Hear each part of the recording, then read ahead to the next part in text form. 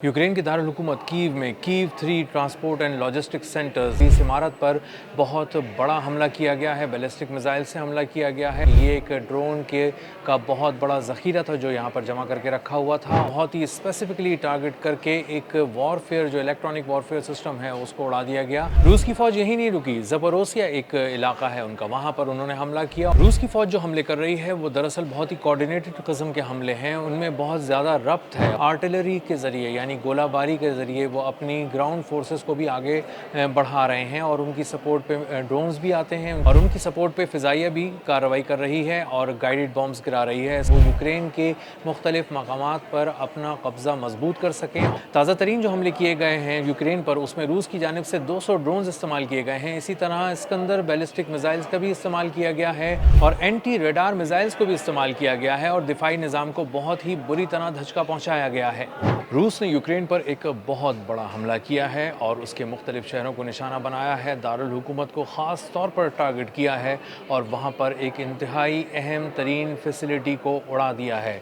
इस फैसिलिटी को उड़ाने से यूक्रेन की फ़ौज को जंगी तारीख़ का एक बहुत बड़ा नुकसान हुआ है, क्योंकि यूक्रेन के पास मिसाइल्स तो थे नहीं, इंटरसेप्टर्स तो थे नहीं, दिफाई निज़ाम उसके खामोश थे, वो सिर्फ ड्रोन्स के ज़रिए हमला कर रहा था। और अब रूस ने जो हमला किया है वो कीव के अंदर किया है और एक बहुत बड़े कॉम्प्लेक्स को उड़ा दिया है और इसके अंदर ड्रोन्स रखे हुए थे और कितनी बड़ी तादाद में रखे हुए थे ये जब मैं आपको बताऊंगा तो आप चौंक उठेंगे।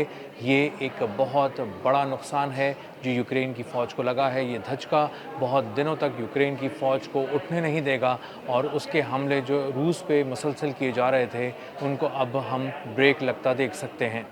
मेरा नाम अज़हर अली ख़ान है और आप देख रहे हैं आज की बात। यूक्रेन के दारुल हुकूमत कीव में Kyiv 3 transport and logistics centres एक इमारत है, बहुत बड़ी इमारत है, तकरीबन 12 एकड़ पर फैली हुई इस इमारत पर बहुत बड़ा हमला किया गया है। बैलिस्टिक मिसाइल से हमला किया गया है और इसी के साथ साथ ड्रोन्स फायर किए गए हैं रूस की जानिब से। और जब इस फैसिलिटी को उड़ा दिया गया है तो उसके बाद अब इत्तलात सामने आ रही हैं कि ये एक ड्रोन का बहुत बड़ा ज़ख़ीरा था जो यहाँ पर जमा करके रखा हुआ था और ये रूस पर बहुत से हमलों के लिए इस्तेमाल किया जाना था। और इसको जब तबाह किया गया है तो इसमें 15,000 ड्रोन्स तबाह कर दिए गए हैं, रूस का ये दावा है।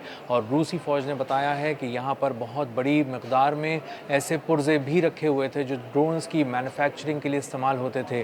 कुछ ऐसे ड्रोन्स भी थे जो इंतहाई कीमती थे, इंतहाई दूर तक मार करने वाले थे, थर्मल इमेजिंग उसके अंदर लगी हुई थी। इसका मतलब ये है कि वो रात में भी बिल्कुल उसी तरह हमला करते थे अपने हदफ को देखकर जैसे वो दिन में हमला करते थे। और इतनी बड़ी तादाद में किसी एक ही मकाम पे ड्रोन्स की पूरी फैसिलिटी को उड़ा देने का मतलब ये है कि यूक्रेन की फ़ौज जो रूस के हवाले से आने वाले दिनों में बहुत बड़े बड़े हमले प्लान कर रही थी और बार बार जो हमले कर रही थी वो ड्रोन हमले ही होते थे। तो इन ड्रोन हमलों को एक बहुत बड़ा धचका लगा है और अब बहुत से ड्रोन हमले करना यूक्रेन की फ़ौज के लिए अब उतना आसान नहीं रहा जितना आसान उसके लिए पिछले कुछ दिनों के अंदर देखा गया था। एक और मकाम पर भी रूस ने हमला किया और वहाँ पर बहुत ही स्पेसिफिकली टारगेट करके एक वॉरफेयर जो इलेक्ट्रॉनिक वॉरफेयर सिस्टम है उसको उड़ा दिया गया। ये वहाँ पर रखा गया था और आने वाले दिनों के अंदर इस्तेमाल किया जाना था यूक्रेन की फ़ौज की जानिब से। इसी तरह ड्रोन्स के पार्ट्स और इसी तरह रोबोटिक सिस्टम्स बहुत सारे वहाँ पर मौजूद थे और उस कॉम्प्लेक्स को जब निशाना बनाकर तबाह किया गया तो वहाँ बहुत बड़ी मकदार में कुछ ऐसे पुर्ज़ाजात तबाह हो गए जिनकी मदद से आने वाले दिनों के अंदर मैन्युफैक्चरिंग करके रोबोट्स में, इलेक्ट्रॉनिक वॉरफेयर में और इसी के साथ साथ ड्रोन के हवाले से, लॉन्ग रेंज ड्रोन के हवाले से एक पूरी मुहिम तैयार करनी थी यूक्रेन की फ़ौज को और रूस पे हमला करना था। रूस की फ़ौज यही नहीं रुकी, ज़पोरोसिया एक इलाका है उनका, वहाँ पर उन्होंने हमला किया और हमला करने के बाद एक स्टील प्लांट को उड़ा दिया। ये कोई आम स्टील प्लांट नहीं था, ये ऐसी फौलादी चादरें तैयार करता था जिनकी मदद से आर्मर्ड गाड़ियाँ तैयार की जाती थीं। फौलादी गाड़ियों के लिए वो स्टील की चादरें तैयार करते थे और स्टील की इन चादरों के इस प्लांट को जब जो बहुत बड़े रकबे पर फैला हुआ था उसको निशाना बनाकर तबाह किया गया।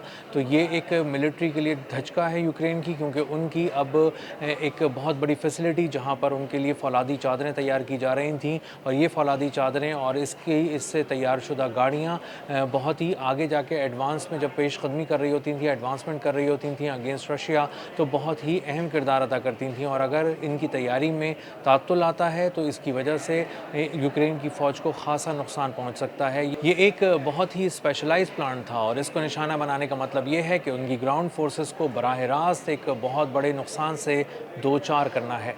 रूस की फ़ौज जो हमले कर रही है वो दरअसल बहुत ही कोऑर्डिनेटेड किस्म के हमले हैं, उनमें बहुत ज़्यादा रब्त है, और जहाँ पे वो एक तरह से गाइडेड बॉम्ब्स के ज़रिए हमले करते हैं, वहीं वो ड्रोन्स का भी इस्तेमाल करते हैं, बैलिस्टिक मिसाइल्स का भी कुछ अहदाफ को उड़ाने के लिए बहुत ही प्रिसाइजली इस्तेमाल करते हैं, और इसी के साथ साथ आर्टिलरी के ज़रिए यानी गोलाबारी के ज़रिए वो अपनी ग्राउंड फोर्सेस को भी आगे बढ़ा रहे हैं, और उनकी सपोर्ट पे ड्रोन्स भी आते हैं, और उनकी सपोर्ट पे फ़िज़ाइया भी कार्रवाई कर रही है और गाइडेड बॉम्ब्स गिरा रही है। इसका मतलब ये है कि एक कोऑर्डिनेटेड एफर्ट के ज़रिए मुख्तलिफ मकामात पे न सिर्फ फ़िज़ाई हमले किए जा रहे हैं, दूर से बैलिस्टिक हमले किए जा रहे हैं, बल्कि ग्राउंड फोर्सेस को भी पूरा रास्ता क्लियर करके दिया जा रहा है ताकि वो यूक्रेन के मुख्तलिफ मकामात पर अपना कब्ज़ा मजबूत कर सकें और अपनी पेशकदमी जारी रख सकें। पेशकदमी के हवाले से आपको इतना बताना भी ज़रूरी है कि वहाँ पर हर रोज़ एडवांसमेंट की जा रही है रूस की जानिब से यूक्रेन के अंदर, और हर 1.5 किलोमीटर का इलाका रोज़ाना किसी न किसी तरह कब्ज़ा कर लिया जाता है रूस की जानिब से,